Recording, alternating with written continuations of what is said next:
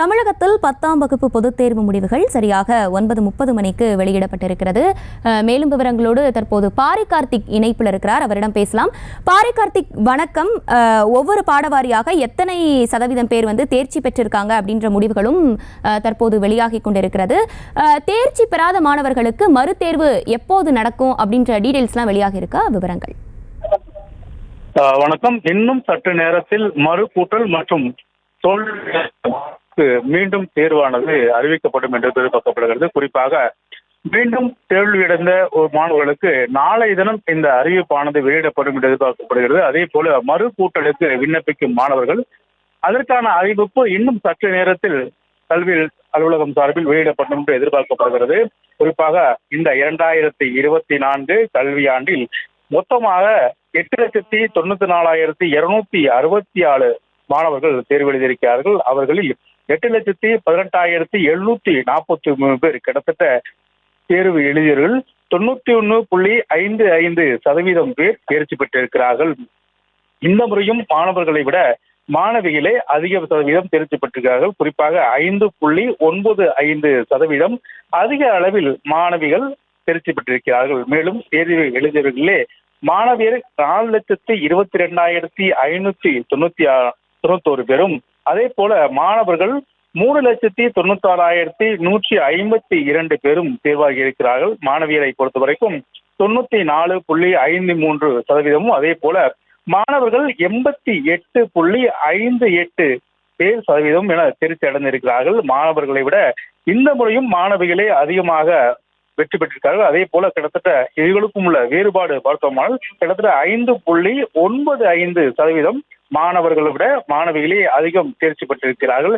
குறிப்பாக கடந்த கல்வியாண்டில் தேர்வு எழுதிய மாணவர்களில் 91.39% தேர்ச்சி அடைந்த நிலையில் கூடுதலாக இந்த முறை 0.16% பேர் தேர்ச்சி அடைந்திருக்கிறார்கள். குறிப்பாக கடந்த 2022, 2023 கல்வியாண்டில் தேர்ச்சி பெற்றவர்களை விட 2023, 2024 கல்வியாண்டில் அதிகம் பேர் கிட்டத்தட்ட 0.16% பேர் தேர்ச்சி கூடுதலாக பெற்றிருக்கிறார்கள். அந்த எண்ணிக்கையின் அடிப்படையில் 10ஆம் வகுப்பு பொதுத் தேர்வு பள்ளிகளில் கிட்டத்தட்ட 12,625 மேல்நிலைப் பள்ளிகளின் எண்ணிக்கை, 7,491 உயர்நிலைப் பள்ளிகள் என அதன் அடிப்படையில் கிட்டத்தட்ட 100 தேர்ச்சி பெற்ற பள்ளிகளில் கிட்டத்தட்ட 4,105 பள்ளிகள் 100% தேர்ச்சிகளை பெற்றிருக்கிறது.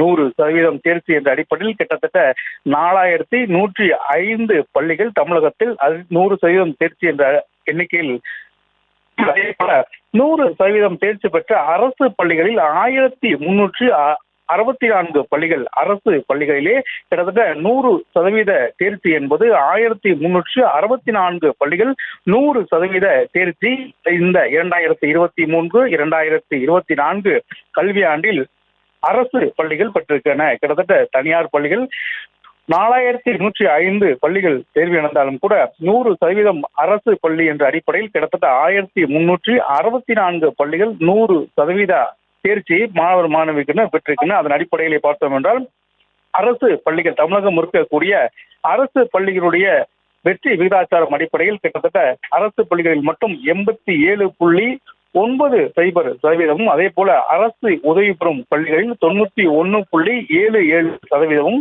தனியார் சுயநிதி பள்ளியில் கிட்டத்தட்ட 97.43%, இருபாலார் படிக்கும் பள்ளிகளில் 91.93% தேர்ச்சி அடைந்திருக்கிறார்கள். அதே போல பெண்கள் படிக்கும் பெண் பள்ளிகளில் 93.80%, அதே போல ஆண்கள் மட்டும் படிக்கும் ஆண்கள் பள்ளியில் 83.7% என்ற அடிப்படையில் இந்த தேர்ச்சி விகிதமானது பெற்றிருக்கிறார்கள். குறிப்பாக அரசு பள்ளிகளை பொறுத்த வரைக்கும் இந்த முறை 100 விழுக்காடு என்ற அடிப்படையில் தமிழகம் முழுக்க கிட்டத்தட்ட 1,364 பள்ளிகள் இந்த முழுமையான 100% அரசு பள்ளிகள் எட்டியிருக்கின்றன.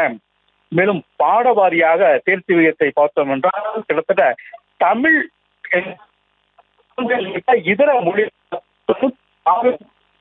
96%, ஆங்கிலத்தில் மட்டும் 99.15%, கணிதத்தில் 96.78%, அறிவியல் பாடப்பிரிவில் 96.72% தேர்ச்சி பெற்றிருக்கிறார்கள். மேலும் சமூக அறிவியலை பொறுத்தவரைக்கும் 95.74% கிட்டத்தட்ட தேர்ச்சி விகிதமானது இருக்கிறது. குறிப்பாக கடந்த 2023, 2024 என்ற அடிப்படையில் கடந்த 2022, 2023 விட 0.16% பேர் கூடுதலாக மாணவர்கள் தேர்ச்சி பெற்றிருக்கிறார்கள். 100% மதிப்பெண்கள் பெற்ற மாணாக்கரின் எண்ணிக்கை அடிப்படையில் தமிழ் மொழியை பொறுத்தவரைக்கும் 8 பேர் 100க்கு 100 என்ற அடிப்படையில் வெற்றி விகிதாச்சாரம் பெற்றிருக்கிறார்கள். கிட்டத்தட்ட தமிழ் மொழி லாங்குவேஜ் என்று சொல்லக்கூடிய தமிழ் மொழியில் மட்டும் 8 பேர் 100க்கு 100 என்ற அடிப்படையில் மொழி பாடத்திட்டத்தில் பெற்றிருக்கிறார்கள். அதற்கு அடிப்படையிலே ஆங்கிலத்தை பொறுத்த வரைக்கும் தமிழகம் முழுக்க 405 பேர் 100 மதிப்பெண் பெற்றிருக்கிறார்கள். கணிதத்தை பொறுத்தவரைக்கும் அதிகமாக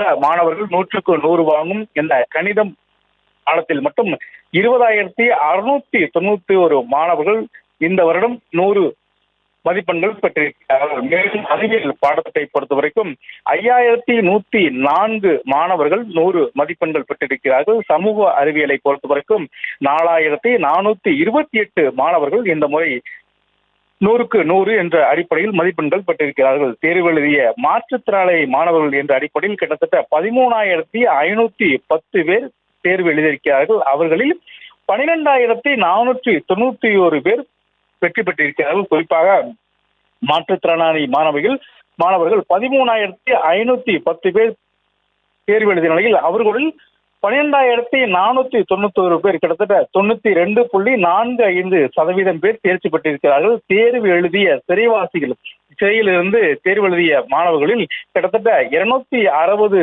பேரில் கிட்டத்தட்ட 228 பேர் கிட்டத்தட்ட 87.69% தேர்ச்சி விகிதாச்சாரமும் பெற்றிருக்கிறது. குறிப்பாக கடந்த ஆண்டை விட இந்த கல்வியாண்டில் அதிக மாணவர்கள் பெற்றிருக்கிறார்கள். அதே போல புதிய மாவட்டங்களாக பல மாவட்டங்களில் இந்த முறை அதிக மதிப்பெண்கள் பெற்றிருக்கிறார்கள். குறிப்பாக முதலிடத்தில் அரியலூர் மாவட்டம் இருக்கிறது.